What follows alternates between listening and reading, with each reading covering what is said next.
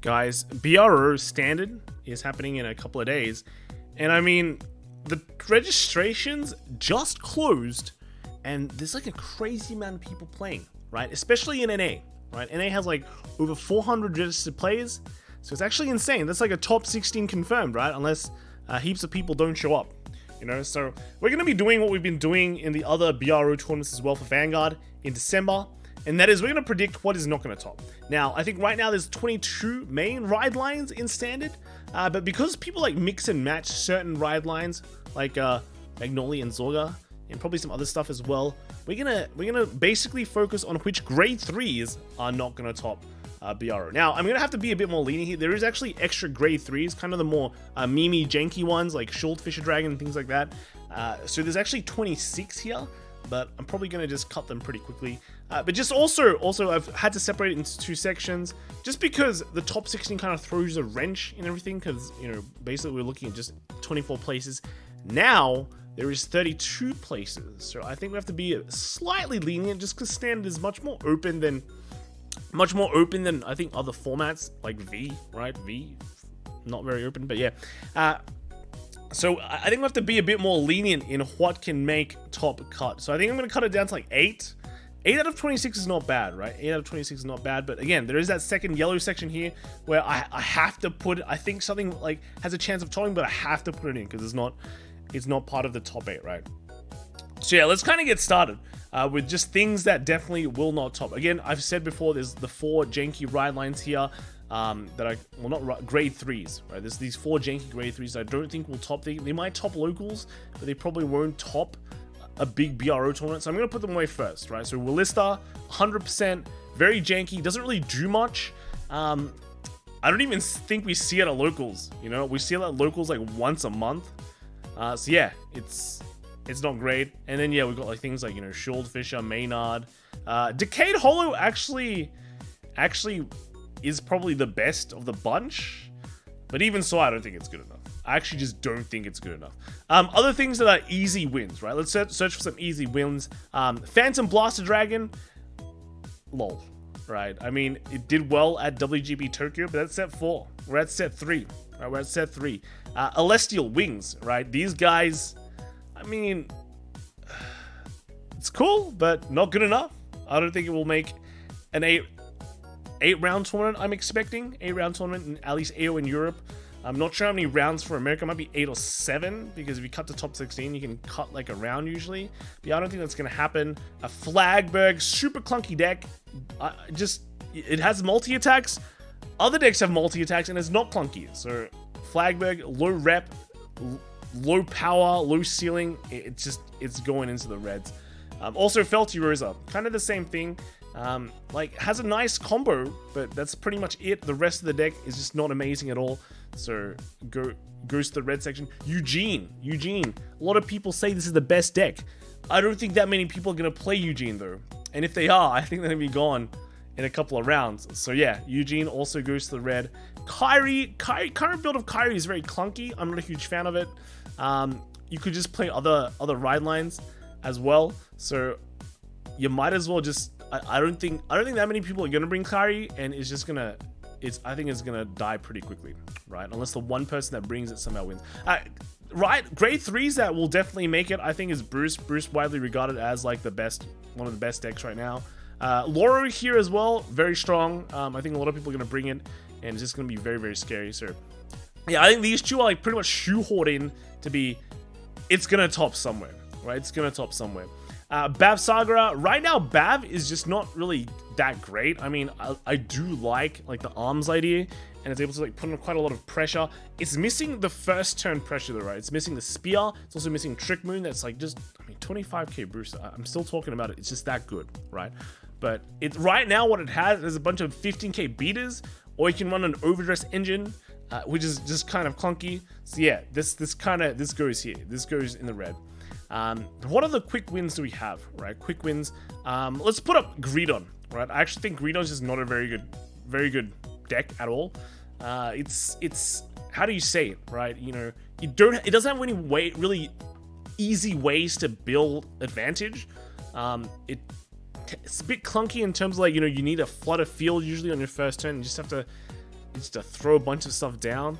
It has a nice, fun gimmick, but apart from that, that's pretty much it, right? It doesn't really do much else. It has like maybe a scary Vanguard swing, because the second swing might hit for really big, but you know it can be null. But yeah, that's kind of it. That's kind of. I'm not a huge fan of green. I don't think it's gonna survive an 8-round tournament. That's pretty much it, right? That's pretty much it. Barrow Magnus. I actually think Barrow Magnus is good, right? I think Barrow Magnus is good. Huge hype in the West, right? Global scene. Barrow Magnus is like everyone's best friend, right? In Japan, if this was a Japan tournament, I'd be putting Barrow Magnus straight up to maybe the yellow, right? But you know, I mean, maybe not yellow, because if we looked at the recent WGP, but they're at set 4, right? They're at set 4, so that's why it did well, right? But since this is global set 3 tournament, they like global players seem to like Barrow, right? So I don't want to put Barrow away. Barrow is probably topping somewhere, right? Somewhere. Other decks that I think aren't good. I'm trying to move as many to the red as possible. I don't want to put that many to the yellow, right? I think Magnolia right now is pretty clunky. It's playing pretty much set 2 Magnolia in a set 3 meta, and the cards that it got for set 3 just aren't that amazing, right? It's not that great. And we're also missing like the PR for it that can kind of protect its cards from a bunch of things. So 8 rounds playing Magnolia, I think that's a bit iffy. I don't think that's happening. But yeah, now I think we've kind of Zorga? 8-round Zorga? I don't like Zorga's like not that great at the moment. The thing is, it's very popular in the global scene for some reason. I do kind of want to put it in the red, but I feel like it has a chance of topping, right? It has a chance of randomly topping. So I don't know. I want to put it into the red, but I feel like it could be a yellow. You know, it could be a yellow. I think I'll put it in the red for now. I'll put it into the red because, yeah, it's in the red. It's in the red. Clarissa, right? Clarissa, I think we underestimate Clarissa quite a lot, right? Every time we think, yeah, it's not very good, but it manages to top randomly. But 8 rounds though. 8 rounds though. I think there's much more better decks than Clarissa. I actually don't think it's gonna top. I don't think it's gonna top. All right, it's not good enough. I feel like it's not good. It's good at locals, but at a big tournament, probably a no. Right? Probably a no. And now we have to get rid of 2 more decks. 2 more decks. What are 2 more decks we can get rid of? Orphist, Gravidia, Hexa, Nirvana, Overlord. Right? Maybe Seraph Snow. I think Bastion is a shoo-in. Right? Bastion definitely in. Even though it's like not as strong as it was in set 1, it's still scary. It still hits high numbers.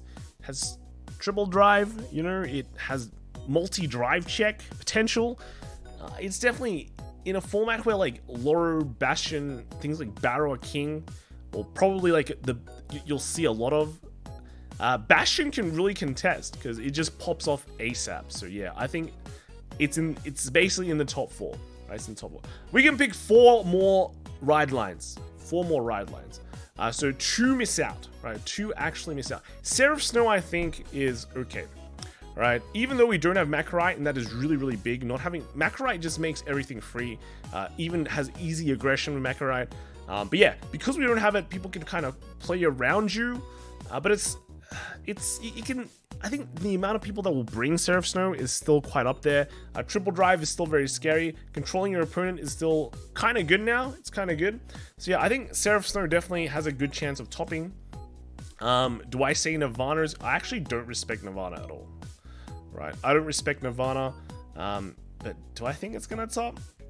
I think it might. I think it might top, just because of the number of people that will probably bring it. I think it has a chance to top, like maybe in America, right? It's not like it's a bad deck. Here's the thing: it's not like it's a bad deck, right?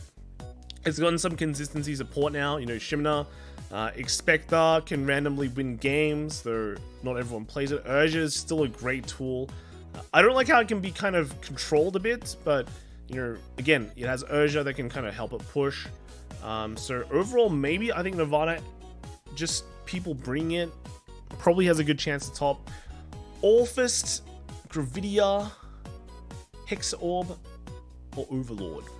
They all have very strong metas. I actually think Hexa Orb is gonna stay in the yellow, right? I actually do like Hexa Orb, right? Personally, big Hexa Orb fan, but it's how do you say it, right? I like how his ride line can scry and get cards. I like how it has ways to manipulate the top deck. But if you don't get them, or your checks are not very good, you don't really do much. It has a confirmed way of getting Persona Ride, which is also very good. But it's still stuck being a 3-attack clan. 3-attack grade 3, 3-attack deck. And I think just from the other decks out there right now, it gets easily outpaced. So I think this is definitely sitting in the yellow. So we have to pick between Orphist, Gravidia, and Overlord, right? Overlord is a very consistent deck. Actually, all of these decks right now are exceedingly consistent. These last 3 that we have to pick are all very consistent in what they do, right? Orphist, very simple game plan. Literally just, you know, make big columns, herb-a-derb, bash 3 times. You got Destajade now that can enable to multi-attack, which is nice. So yeah, I think it does have a chance to top, but again, Orphist is kind of like the West's baby, you know? It started off topping in the West. Can it continue? I don't know. Overlord, also very consistent. Literally has the most simplest game plan in its life. Just bashes a few times, does a bunch of damage. It's one of those decks that can live through 8 rounds, I think. So, Gravidia. This is like the dark horse. I actually have huge bias to Gravidia, not gonna lie, right? I really like Gravidia, how it can come into play and draw 2 cards, because you get 2 meteors, draw 2 cards. Then those meteors convert into a field wipe, right? And you also have a Persona Ride that also draws another card. And then you have like comeback mechanics, right? Every time you pop a meteor, you can win, right? You can just randomly win games. Also, if you just pop 1 meteor, you're getting 15k power. That's pretty good. That's like a retire. CB1 retire, get 15k. That means you never have to boost the Vanguard. You know, so I actually have huge hots for Gravidia. Right? Gravidia, big pick. I'm auto picking. The bias is real, but I'm auto picking Gravidia. I'm just auto picking Gravidia. And then that means I have to choose between Orphist or Overlord. Orphist or Overlord.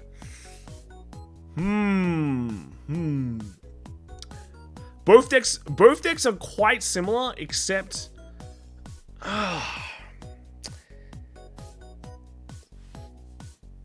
yeah, both decks are very, very similar. Overlord does get a restanding Vanguard though. It does get a restanding Vanguard. They both can retire, but the Orphist, you have to. One thing I don't like about Orphist is that, sure, you have Destajade, right? You have the new order as well. But apart from that, you're literally just playing the same way as you were back in set 1, which is not impressive, I guess. Like, the game plan is still the same. Sure, you have like Thumberinos and things like that, but it's still the same, while other decks have kind of evolved quicker. The other thing with like Overlord is that it's just so simple, right? It's so simple in what it does. I think it can just sack and get its way to like top 16 somehow. And I think more people will play Overlord over Orphist. Is that a correct pick? Is that a correct plan? Like, it's so bulky as well. I think Overlord itself is like bulkier than Orphist, right? Orphist, okay, you're still running that lineup, right, of the trigger lineup, but Overlord, you can run a Madoka as well, and that's a huge bulk, right? That's huge bulk. So I think I have to say Overlord, you know. I have to say I'm much more of a fan of Overlord. Orphist, sorry, but you are going the yellow section. So I'm pretty sure this is the riskiest pick. I think this is the riskiest pick. Maybe if I wasn't biased, I'd pick this over Gravidia. No. No.